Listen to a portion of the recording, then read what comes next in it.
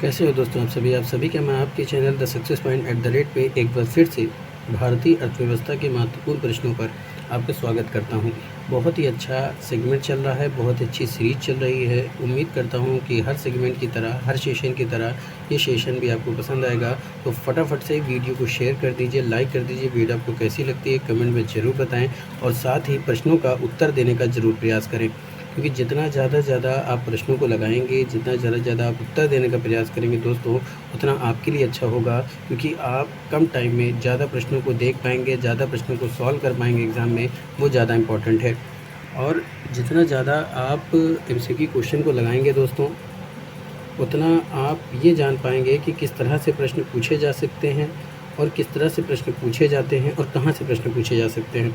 तो वो टॉपिक आप ज़्यादा अच्छे से पढ़ेंगे दोस्तों, क्योंकि जो आपका जीएस होता है वो एक समंदर की तरह होता है दोस्तों। और उस समंदर से कुछ ऐसे मोतियों को आपको चुनना है जिससे आप अपना लक्ष्य जल्द से जल्द हासिल कर सकें दोस्तों। तो the success point at the rate पे जुड़िए, महत्वपूर्ण प्रश्नों को देखिए, क्योंकि the success point at the rate ऐसे ही इम्पोर्टेंट प्रश्नों को और ऐसे ही महत्वपूर्ण टॉपिकों का डिस्कशन करता है जिससे आप अपना लक्ष्य को जल्द से जल्द हासिल कर सकें, क्योंकि the success point at the rate का लक्ष्य ही है आपकी सफलता। तो दोस्तों, वीडियो शुरू करने से पहले गुजारिश है कि चैनल को सब्सक्राइब कर दीजिए, बेल आइकन ऑन कर दीजिए ताकि नोटिफिकेशन मिलती रहे। ज़्यादा से ज़्यादा लोगों को इस चैनल से जोड़ने का प्रयास करें, क्योंकि आपके प्रयास से हो सकता हो बहुत से लोग इस चैनल से जुड़ जाएं और ज़्यादा से ज़्यादा लोग इस चैनल को देखने लग जाएं दोस्तों। ज़्यादा से ज़्यादा लोग इस वीडियो को देखने लग जाएं, जिससे हमारा और मनोबल बढ़े, हम और अच्छा करने का प्रयास करें। चलिए देखते हैं आज का महत्वपूर्ण प्रश्न क्या कह रहा है। आज का पहला प्रश्न है कि गैर निष्पादित अस्थियों यानी एनपीए को निम्नलिखित में से किस श्रेणी में वर्गीकृत किया जाता है। प्रश्न एक बार फिर से दोस्तों, गैर निष्पादित आस्तियों यानी एनपीए को निम्नलिखित में से किन श्रेणी में वर्गीकृत किया जाता है। पहला है घटिया संपत्ति, दूसरा संदिग्ध संपत्ति, तीसरा संपत्ति की हानि। तो दिए गए विकल्पों में से आपको सही विकल्प का चयन करना है। तो फटाफट से पहले कथन देखिए और उसके अकॉर्डिंग आप ऑप्शन चुनिए। फटाफट से दोस्तों, गैर निष्पादित आस्तियों यानी एनपीए को निम्नलिखित में से किन श्रेणियों में वर्गीकृत किया जाता है। तो इनको घटिया संपत्ति, संदिग्ध संपत्ति और संपत्ति की हानि, इन तीनों में ही प्यारे दोस्तों इनको वर्गीकृत किया जाता है। आइए देखते हैं ये कौन से ऑप्शन पे दे रहा है। तो दोस्तों, आपके ऑप्शन थे पहला दूसरा, दूसरा तीसरा, पहला तीसरा और पहला दूसरा तीसरा। तो पहला दूसरा तीसरा कथन सही है, जो कि ऑप्शन डी पे दे रहा है। D is the right answer for this question. अगले प्रश्न की तरफ चलें। अगला प्रश्न है दोस्तों कि अर्थमिति में उनके वैचारिक विकास के कला अनुक्रमिक क्रम में निम्नलिखित को व्यवस्थित कीजिए। यानी अर्थमिति में उनके वैचारिक जो विकास हुआ था उसके कला अनुक्रमिक क्रम में व्यवस्थित करना है। पहला है साधारण न्यूनतम वर्ग, जिसको ओएलएस कहा जाता है। दूसरा दो चरण न्यूनतम वर्ग, जिसको 2SLS कहा जाता है। सामान्यकृत न्यूनतम वर्ग, जिसे GLS कहा जाता है। और वाद्य चर, जिसको IV कहा जाता है। दोस्तों बात समझ में आई दोस्तों। आपको बताना है कि अर्थमिति में उनके वैचारिक विकास के कलानुक्रमिक क्रम में व्यवस्थित कीजिए। तो फटाफट से क्रम के अकॉर्डिंग उसको व्यवस्थित कीजिए।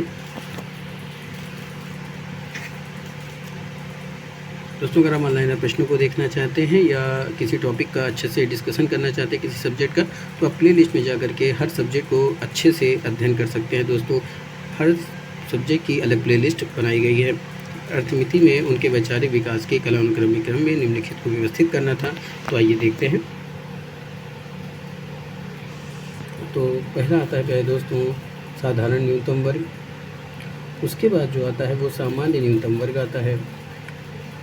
उसके बाद आपका दो चरण न्यूनतम वर्ग आता है और उसके बाद वाद्य चर आता है। यानी कि ए ऑप्शन होगा, मतलब ए होगा, उसके बाद सी होगा,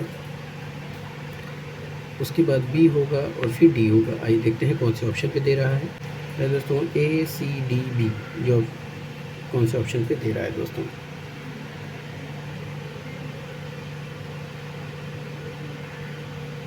तो फटाफट से उत्तर दीजिए, फिर से मिलान कर लीजिए। पहला था आपका साधारण न्यूनतम वर्ग, उसके बाद आपका सामान्यकृत न्यूनतम वर्ग पड़ता है, उसके बाद आपका वाद्य चर पड़ता है और फिर दो चरण वाला पड़ता है। दोस्तों बस समझे दोस्तों। अगर समझने में या बताने में कोई गलती होगी तो मैं आपसे माफ़ी चाहता हूँ। पर पहले साधारण न्यूनतम वर्ग होता है, उसके बाद दो चर न्यूनतम वर्ग होता है, उसके बाद सामान्यीकृत न्यूनतम वर्ग और वाद्य चर। इसमें से जो आपको सही ऑप्शन था वो चुनना था। तो पहला हो गया आपका साधारण न्यूनतम वर्ग, उसके बाद सामान्यीकृत न्यूनतम वर्ग, फिर आता है वाद्य चर और फिर आता है दो चर न्यूनतम वर्ग, जो कि ऑप्शन ए पे दे रहा है। तो A is the right answer for this question. अगले प्रश्न की तरफ चलते हैं। अगला प्रश्न है दोस्तों कि अंतर्राष्ट्रीय व्यापार के सिद्धांत से संबंधित निम्नलिखित शब्दों को सही कला अनुक्रमिक क्रम में व्यवस्थित करना है। बस ये दोस्तों प्रश्न है कि अंतर्राष्ट्रीय व्यापार के सिद्धांत से संबंधित जो शब्द होते हैं उनको कला अनुक्रमिक क्रम में व्यवस्थित करना है। पहला है पूर्ण लाभ, इसको एडम स्मिथ ने दिया था। तुलनात्मक लाभ डेविड रिकार्डो ने दिया था। एक्सर-ओहलिन सिद्धांत, ठीक है, एक्सर सिद्धांत ओहलिन ने दिया था। नया व्यापार सिद्धांत पाल क्रुगमैन ने दिया था। तो आपको शब्द के अकॉर्डिंग उसको क्रम वाइज व्यवस्थित करना है। तो आइए देखते हैं। तो पहला पूर्ण लाभ, बस समझे दोस्तों। उसके बाद आपका तुलनात्मक अध्ययन, उसके बाद हेक्चर सिद्धांत और उसके बाद नया व्यापार। ये कौन से ऑप्शन पे दे रहा है, आइए देखते हैं। ये रहता है दोस्तों ऑप्शन ABCD, BACD, ACBD। तो यहाँ पे आपका ऑप्शन ए दे रहा है। तो A is the right answer for this question. अगले प्रश्न की तरफ चलते हैं। अगला महत्वपूर्ण प्रश्न है कि निम्नलिखित मॉडलों को सही कलानुक्रमिक क्रम में व्यवस्थित कीजिए। और चलिए दोस्तों, कलानुक्रमित भी हो सकता है, कलानुक्रमिक भी हो सकता है। तो निम्नलिखित मॉडलों को सही कलानुक्रमिक क्रम में व्यवस्थित कीजिए। पहला है ISLM मॉडल, दूसरा है समग्र मांग और आपूर्ति मॉडल, सी ऑप्शन है मुंडेल फ्लेमिंग मॉडल और डी ऑप्शन है सोलो स्वान विकास मॉडल। बस समझाइए दोस्तों। तो फटाफट से इसको क्रम वाइज व्यवस्थित करते हैं। आइए देखते हैं। सबसे पहले स्लो वान विकास मॉडल हुआ था दोस्तों, उसके बाद ISL मॉडल और उसके बाद समग्र मांग और आपूर्ति मॉडल और उसके बाद मुंडेल फ्लेमिंग मॉडल। बस समझ में आई दोस्तों। तो आपका जो ऑप्शन होना चाहिए वो सही कथन क्या होगा, आपका डी होगा, ए होगा, बी होगा, सी होगा। ये कौन से ऑप्शन पे दे रहा है, आइए देखते हैं। जी यहाँ पे है दोस्तों DABC, ये ऑप्शन ए पे दे रहा है। तो A is the right answer for this question. अगले प्रश्न की तरफ चलते हैं। मेरे प्यारे दोस्तों, अगला प्रश्न है कि निम्नलिखित में से किस स्थिति में कोई खाता NPA यानी गैर निष्पादित परिसंपत्ति बन जाता है। बस सुनिए दोस्तों, निम्नलिखित में से किस स्थिति में कोई भी खाता जो है वो गैर निष्पादित परिसंपत्ति बन जाता है। पहला, खरीदा या बुनाया गया बिल पिछले 87 दिनों से अनिदेय था, यानी कि उसमें कोई किसी प्रकार का आवागमन नहीं हो रहा था खाते में। दूसरा, नगद क्रेडिट खाता 90 दिनों से अधिक समय से बंद है, यानी जो नगद क्रेडिट खाता है वो 90 दिनों से या उससे भी अधिक समय से बंद है। सी ऑप्शन क्या कह रहा है कि ब्याज और मूलधन का भुगतान कम से कम 75 दिनों से नहीं किया गया है, यानी जो ब्याज है और मूलधन का भुगतान वो 75 दिनों से नहीं किया गया है। दूसरा है, जहाँ रबी में लिया गया जो ऋण था वो खरीफ आने तक चुकाया नहीं गया है। तो निम्नलिखित में से आपको बताना है कि ऐसी कौन सी स्थिति है जिसमें कोई भी खाता गैर निष्पादित परिसंपत्ति बन जाता है। तो यह दोस्तों खरीदा या भुनाया गया बिल पिछले जो 87 दिनों से अनिदेय था। तो ऑप्शन आपका ए राइट हो जाएगा। तो A is the right answer for this question. इतने महत्वपूर्ण प्रश्नों की श्रृंखला चल रही है दोस्तों, तो ज़्यादा से ज़्यादा लोगों को जोड़ने का प्रयास करें, वीडियो को शेयर कीजिए, सब्सक्राइब कीजिए, बेल आइकन ऑन कीजिए ताकि नोटिफिकेशन मिलती है। अगला प्रश्न है दोस्तों कि चैथम शामिल, वंडूर बीच, माउंट हैरियट और चूना पत्थर की गुफाएं जैसे लोकप्रिय पर्यटक आकर्षण कहाँ पाए जा सकते हैं। यानी ये जो चैथम शामिल है, वंडूर बीच है, माउंट हैरियट है और चूना पत्थर की जो गुफाएं, ये सब लोकप्रिय पर्यटक आकर्षण का केंद्र है। ये कहाँ पाए जा सकते हैं, गोवा में, अंडमान निकोबार द्वीप समूह में, लक्षद्वीप में या फिर तमिलनाडु में। फटाफट से उत्तर दीजिए दोस्तों। तो ये इनके पाए जाने की संभावना जो है दोस्तों, या जो ये जहाँ पाए जाते हैं वो पाए जाते हैं अंडमान निकोबार द्वीप समूह में। तो ऑप्शन आपका बी राइट हो जाएगा। तो B is the right answer for this question. अगले प्रश्न की तरफ चलते हैं। अगला प्रश्न है कि विश्व व्यापार संगठन के अंतर्गत SPS समझौता निम्नलिखित में से किससे सर्वाधिक संबंधित है। विश्व व्यापार संगठन के अंतर्गत SPS समझौता निम्नलिखित में से किससे संबंधित है। पहला ऑप्शन है पादप आनुवांशिक सामग्रियों का व्यापार, दूसरा है फाइटोसैनिटरी उपाय, तीसरा है व्यापार में तकनीकी बाधाएं और डी ऑप्शन है उर्वरकों का व्यापार। विश्व व्यापार संगठन के अंतर्गत SPS समझौता निम्नलिखित में से किससे संबंधित है। तो ये संबंधित है प्यारे दोस्तों फाइटोसैनिटरी उपाय से। तो ये ऑप्शन बी राइट हो जाएगा। B is the right answer for this question. अगले प्रश्न की तरफ चलते हैं। अगला प्रश्न दोस्तों कि औद्योगिक उत्पादन सूचकांक किसके द्वारा जारी किया जाता है। प्रश्न बहुत ही अच्छा है कि औद्योगिक उत्पादन सूचकांक किसके द्वारा जारी किया जाता है। पहला केंद्रीय संकायिकी कार्यालय, दूसरा वाणिज्य और उद्योग मंत्रालय, सी ऑप्शन आर्थिक मंत्रालयों मामलों का मंत्रालय और डी ऑप्शन है भारतीय प्रतिस्पर्धा आयोग। दोस्तों अगर आप किसी भी कॉम्पिटिटिव एग्ज़ाम की तैयारी करते हैं जैसे कि पीएससी, यूपीएससी या अदर कोई कॉम्पिटिटिव एग्ज़ाम, तो उन सभी के लिए ये सारे प्रश्न इंपॉर्टेंट होने वाले हैं। तो इस चैनल से जुड़िए, इस चैनल को पढ़ने और जुड़ने के बाद इस वीडियो को या और भी सब्जेक्ट की वीडियो को पढ़ने का प्रयास जरूर करें और उत्तर जरूर दें। औद्योगिक उत्पादन सूचकांक किसके द्वारा जारी किया जाता है। केंद्रीय संकायिकी कार्यालय, वाणिज्य और उद्योग मंत्रालय, आर्थिक मामलों का मंत्रालय और भारतीय प्रतिस्पर्धा आयोग। तो ये जो जारी किया जाता है ये किया जाता है वाणिज्य और उद्योग मंत्रालय के द्वारा। तो ऑप्शन आपका बी राइट हो जाएगा। तो B is the right answer for this question. अगले प्रश्न की तरफ चलते हैं। अगला जो प्रश्न दोस्तों वो है उस व्यवस्था को हम क्या कहते हैं जिसके तहत आयातक यानी खरीदार के अनुरोध पर जारीकर्ता बैंक निर्धारित दस्तावेजों के आधार पर निर्यातक को भुगतान करने का दायित्व लेता है। बात समझिए दोस्तों, उस व्यवस्था को हम क्या कहते हैं जिसके तहत आयातक जो खरीदार होता है के अनुरोध पर जारीकर्ता जो बैंक होता है वो निर्धारित दस्तावेजों के आधार पर निर्यातक या लाभार्थी को भुगतान करने का दायित्व लेता है। पहला है विनिमय पत्र, दूसरा है विनिमय पत्र, सी ऑप्शन है साख पत्र और डी ऑप्शन है प्रविष्टि पत्र।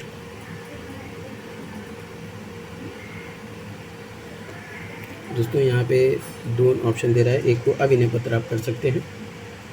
तो उस अवस्था को हम क्या कहते हैं जिसके तहत आयातक खरीदार और अनुरोध पर जारीकर्ता बैंक निर्धारित दस्तावेजों के आधार पर निर्यातक को भुगतान करने का दायित्व लेता है, तो वो विनिमय पत्र होता है। तो ऑप्शन आपका ए राइट हो जाएगा। तो A is the right answer for this question. अगले प्रश्न की तरफ आइए देखते हैं दोस्तों। अगला प्रश्न है कि निम्नलिखित में से कौन सी आर्थिक गतिविधि चालू खाते में घाटे को बढ़ाने में योगदान देगी। निम्नलिखित में से कौन सी आर्थिक गतिविधि है जो चालू खाते में घाटे को बढ़ाने में योगदान देगी। पहला है वस्तुओं की आउटसोर्सिंग, दूसरा है सेवाओं की आउटसोर्सिंग, तीसरा घरेलू पर्यटन में वृद्धि और चौथा है विदेशी पर्यटकों के आगमन में वृद्धि। तो दोस्तों ये था आपके कथन। तो नीचे दिए गए कोड से आपको सही विकल्प का चयन करना है। दोस्तों अगर अभी तक आपने चैनल को सब्सक्राइब नहीं किया तो सब्सक्राइब कर दीजिए, बेल आइकन को ऑन कर दीजिए ताकि नोटिफिकेशन मिलती रहे। और प्यारे दोस्तों वीडियो को शुरुआत से अंत तक जरूर देखें, वीडियो को बिना स्किप किए हुए देखें क्योंकि जितने भी प्रश्न हैं ये काफ़ी इंपॉर्टेंट है। तो जो आर्थिक गतिविधि है जो चालू खाते में घाटे को बढ़ाने में योगदान देती है उसको देखते हैं। पहला है वस्तुओं की आउटसोर्सिंग, दूसरा है सेवाओं की आउटसोर्सिंग और तीसरा है घरेलू पर्यटन में वृद्धि। बाकी विदेशी पर्यटकों के आगमन में वृद्धि ये घाटा नहीं देगी। तो पहला, दूसरा और तीसरा यही कथन सही है। आइए देखते हैं कौन से ऑप्शन पे है। दोस्तों ये ऑप्शन सी पे दे रहा है, तो C is the right answer for this question. अगले प्रश्न की तरफ चलें। अगला जो प्रश्न है दोस्तों वो है क्या होता है जब भारत में परिचालन करने वाला कोई विदेशी बैंक अपने प्राथमिकता क्षेत्र के लक्ष्यों को पूरा नहीं कर पाता। प्रश्न क्या है कि क्या होता है जब भारत में परिचालन करने वाला कोई विदेशी बैंक अपने प्राथमिकता क्षेत्र के लक्ष्यों को पूरा नहीं कर पाता है। पहला ऑप्शन है यह ग्रामीण अवसंरचना विकास निधि में कमी के बराबर राशि जमा कर सकता है, दूसरा है यह सिडबी में कमी के बराबर राशि जमा कर सकता है, तीसरा है यह आरबीआई में कमी के बराबर राशि जमा कर सकता है और डी ऑप्शन है यह घरेलू बैंकों को कमी के बराबर राशि उधार दे सकता है। तो क्या होता है जब भारत में परिचालन करने वाला कोई विदेशी बैंक अपने प्राथमिकता क्षेत्र के लक्ष्यों को पूरा नहीं कर पाता। तो मेरे दोस्तों ऐसी स्थिति में क्या होता है कि यह सब्सिडी में कमी के बराबर राशि जमा कर सकता है। तो ऑप्शन आपका बी राइट हो जाएगा। तो B is the right answer for this question. अगले प्रश्न की तरफ चलें। अगला जो महत्वपूर्ण प्रश्न है वो है एटीएमए के संबंध में कौन सा कथन सही है।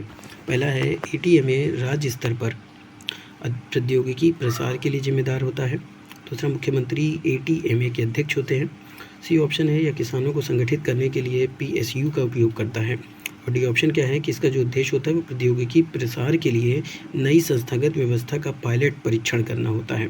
तो एटीएमए के संबंध में कौन सा कथन सही है आपको उसका उत्तर देना है दोस्तों। आइए देखा जाए। तो एटीएमए राज्य स्तर पर प्रौद्योगिकी प्रसार के लिए जिम्मेदार है। आइए देखें दोस्तों, तो एटीएमए के संबंध में कौन सा कथन सही है। तो दोस्तों इसमें जो चारों में से जो कथन सही है वो है मुख्यमंत्री जो होते हैं वो एटीएमए के अध्यक्ष होते हैं। तो ये केवल सही है। तो ऑप्शन आपका बी राइट हो जाएगा। तो B is the right answer for this question. अगले प्रश्न की तरफ चलते हैं। पहले दोस्तों अगला प्रश्न है कि भारत के किन दो राज्यों में रक्षा गलियारे हैं। भारत के किन दो राज्यों में रक्षा गलियारे हैं? पहला महाराष्ट्र एवं राजस्थान, दूसरा पंजाब और आंध्र प्रदेश, सी ऑप्शन है उत्तर प्रदेश और तमिलनाडु, और डी ऑप्शन है कर्नाटक और मध्य प्रदेश। तो भारत के किन दो राज्यों में रक्षा गलियारे हैं?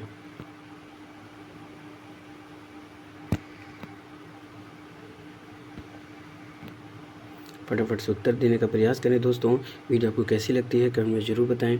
वीडियो को ज़्यादा से ज़्यादा शेयर कीजिए, लाइक कीजिए, क्योंकि दोस्तों ये वीडियो फ्री ऑफ कॉस्ट है, सभी के लिए है। अगर आप यूपीएससी की तैयारी करते हैं, यूपीपीएससी की तैयारी करते हैं या किसी अदर कॉम्पिटिटिव एग्ज़ाम की तैयारी करते हैं तो आप सही मंच पे आए हैं। इस चैनल से जुड़िए क्योंकि आपको बहुत कुछ सीखने को मिलेगा दोस्तों। तो भारत के जो दो राज्य हैं जिसमें रक्षा गलियारे स्थित हैं, आपको उसको बताना है। तो वो कर्नाटक और मध्य प्रदेश है, जो ऑप्शन डी पे दे रहा है। तो D is the right answer for this question. अगले प्रश्न की तरफ चलते हैं दोस्तों। अगला महत्वपूर्ण प्रश्न है कि केंद्र और राज्य सरकारों के बीच बिजली का बंटवारा किसके द्वारा किया जाता है? बस में दोस्तों, केंद्र और राज्य सरकारों के बीच जो बिजली का बंटवारा होता है वो किसके द्वारा किया जाता है? पहला है national thermal power corporation limited, दूसरा power grid corporation of India limited, C option है पावर फाइनेंस कॉरपोरेशन, और डी ऑप्शन है power system operation corporation limited. तो फटाफट उत्तर दीजिए दोस्तों। प्रश्न क्या है कि केंद्र और राज्य सरकारों के बीच बिजली का बंटवारा किसके द्वारा किया जाता है? पहला ऑप्शन है national thermal power corporation limited, दूसरा power grid corporation of India limited, C option है पावर फाइनेंस कॉरपोरेशन, और डी ऑप्शन है power system operation corporation limited. तो दोस्तों, केंद्र और राज्यों के बीच जो बिजली का बंटवारा किया जाता है, बस समझिए दोस्तों, वो किसके द्वारा किया जाता है?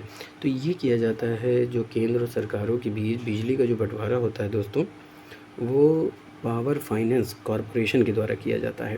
तो ऑप्शन आपका सी राइट हो जाएगा। तो C is the right answer for this question. अगले प्रश्न की तरफ चलते हैं।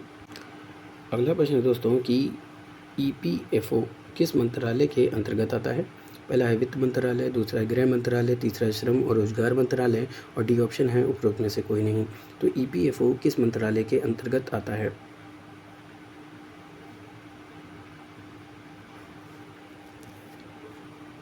फटाफट से उत्तर दीजिए दोस्तों। बहुत ही इंपॉर्टेंट प्रश्न है, हो सकता हो कि आपके किसी एग्ज़ाम में ये आ जाए। अगर आप रेलवे की भी तैयारी करते हैं दोस्तों, देखिए सब बूंद बूंद से समंदर बढ़ता है।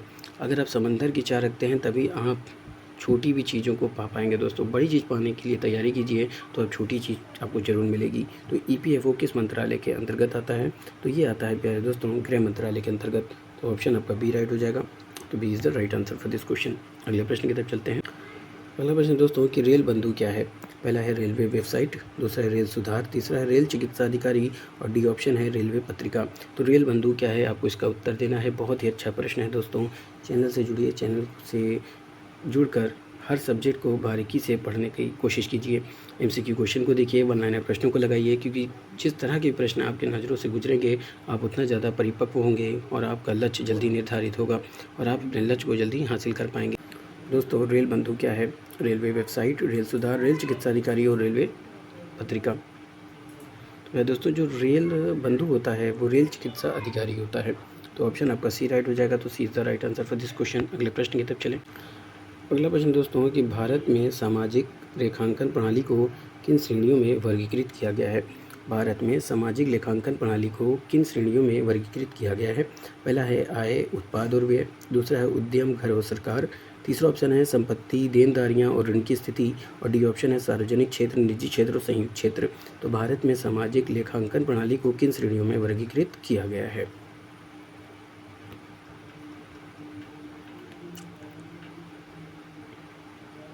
फटाफट से उत्तर दीजिए दोस्तों।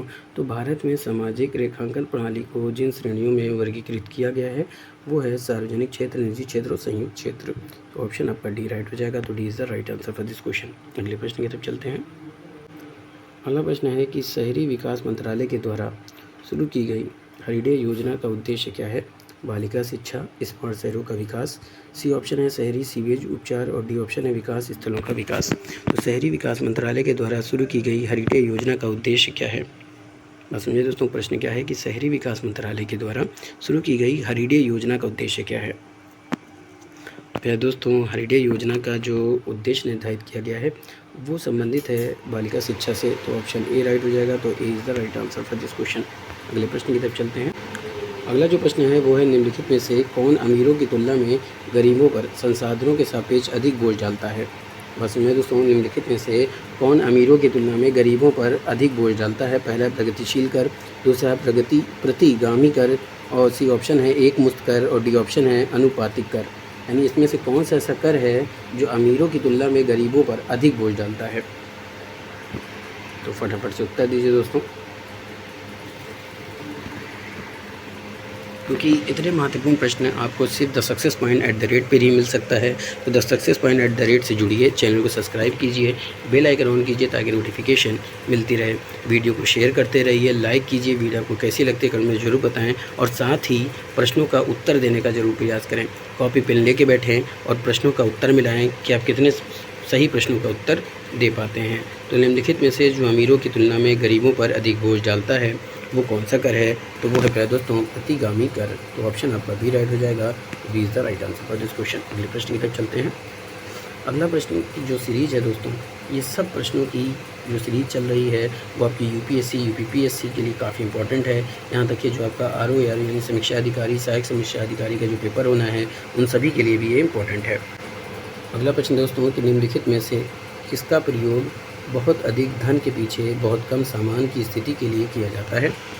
यानी निम्नलिखित में से किसका प्रयोग बहुत अधिक धन के पीछे बहुत कम सामान की स्थिति के लिए किया जाता है? पहला है मांग प्रेरित मुद्रास्फीति, दूसरा लागत प्रेरित मुद्रास्फीति, सी ऑप्शन है मुद्रास्फीति जनित मंदी, और डी ऑप्शन है मंदी मुद्रास्फीति।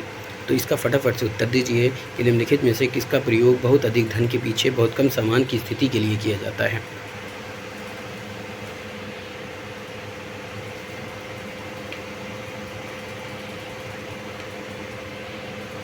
तो दोस्तों इसका प्रयोग बहुत अधिक धन के पीछे बहुत कम सामान्य स्थिति के लिए किया जाता है वो है मांग प्रेरित मुद्रास्फीति। तो ऑप्शन आपका ए राइट हो जाएगा। तो A is the right answer for this question. अगला प्रश्न है कि निम्नलिखित में से कौन सा आर्थिक विकास का संकेत नहीं है? पहला है उद्योग के पक्ष में सकल घरेलू उत्पाद की संरचना में परिवर्तन, दूसरा प्राथमिक क्षेत्र से सकल घरेलू उत्पाद का बड़ा हिस्सा आना, सी ऑप्शन है बड़ा पूंजी प्रवाह, और डी ऑप्शन है अर्थव्यवस्था में संस्थागत परिवर्तन। फटाफट उत्तर दीजिए कि निम्नलिखित में से कौन सा आर्थिक विकास का संकेत नहीं है?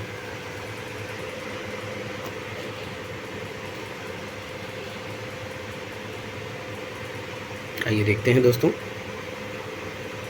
उद्योग के पक्ष में सकल घरेलू उत्पाद की संरचना में परिवर्तन ये संकेत है। प्राथमिक क्षेत्र से सकल घरेलू उत्पाद का बड़ा हिस्सा ये भी संकेत है। बड़ा पूंजी प्रवाह ये हिस्सा नहीं है। अर्थव्यवस्था में संस्थागत परिवर्तन ये हिस्सा है। संकेत है दोस्तों आर्थिक विकास का, पर कौन सा नहीं है? तो बड़ी पूंजी प्रवाह। तो ऑप्शन आपका सी राइट हो जाएगा। C is the right answer for this question. अगले प्रश्न की तरफ चलते हैं। अगला प्रश्न है कि वितरण के आधार पर संसाधनों को निम्नलिखित में से किसमें वर्गीकृत किया जा सकता है? पहला है संभावित संसाधन, दूसरा है सर्वव्यापी संसाधन, सी ऑप्शन है वास्तविक संसाधन, और डी ऑप्शन है अजैविक संसाधन। तो वितरण के आधार पर संसाधनों को निम्नलिखित में से किसमें वर्गीकृत किया जा सकता है?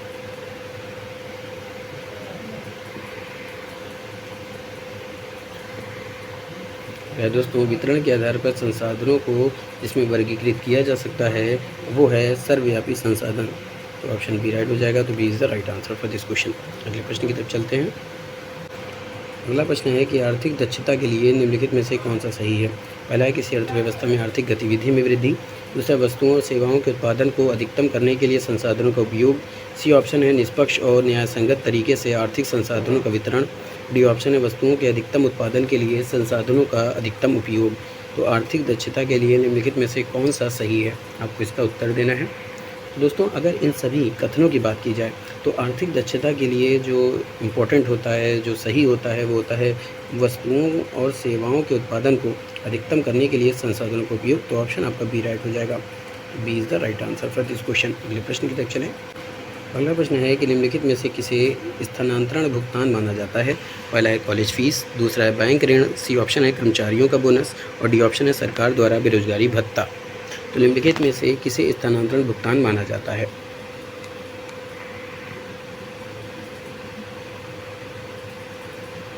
दोस्तों अगर बात की जाए स्थानांतरण भुगतान की तो सरकार के द्वारा जो बेरोजगारी भत्ता दिया जाता है वो स्थानांतरण भुगतान माना जाता है। तो ऑप्शन आपका डी राइट हो जाएगा। D is the right answer for this question. अगले प्रश्न की तरफ चलते हैं। अगला जो प्रश्न है वो है निम्नलिखित में से कौन सा एक सार्वजनिक वस्तु है? पहला वह वस्तु जो आम जनता के लिए लोकप्रिय है, दूसरा वह योजना जो गरीबों को लाभ पहुंचाती है, तीसरा है वह वस्तु जो सरकार के द्वारा उत्पादित की जाती है। बी ऑप्शन है वह वस्तु जिसका लाभ पूरे समुदाय में अविभाज्य रूप से फैला हुआ है। तो इन चारों ऑप्शन में से कौन सा सही है वो आपको बताना है कि कौन सा एक सार्वजनिक वस्तु है। तो दोस्तों, सार्वजनिक वस्तु की बात करें तो ऐसी वस्तु जिसका लाभ पूरे समुदाय में अविभाज्य रूप से फैला हुआ है वही सार्वजनिक वस्तु होती है। तो ऑप्शन आपका डी राइट हो जाएगा। तो D is the right answer for this question. तो प्यारे दोस्तों, ये था आज का सेशन। उम्मीद करता हूँ कि हर सेशन की तरह आपको भी ये पसंद आएगा। इसी तरह से मैं इंपॉर्टेंट प्रश्नों की सीरीज़ आपके बीच में लेकर आता रहूँगा। दोस्तों, चैनल को सपोर्ट कीजिए, चैनल को सब्सक्राइब कीजिए, बेल आइकन ऑन कीजिए ताकि नोटिफिकेशन मिलती रहे। फिर मिलेंगे इसी जुनून के साथ, इसी चैनल पर, इसी महत्वपूर्ण प्रश्नों की आगे सीरीज में। दोस्तों, अब वो प्रश्न जो हैं वो किसी भी सब्जेक्ट से हो सकते हैं। दोस्तों, फिर मिलेंगे महत्वपूर्ण प्रश्नों की सीरीज में। तब तक के लिए जय Hind, wish you all the best.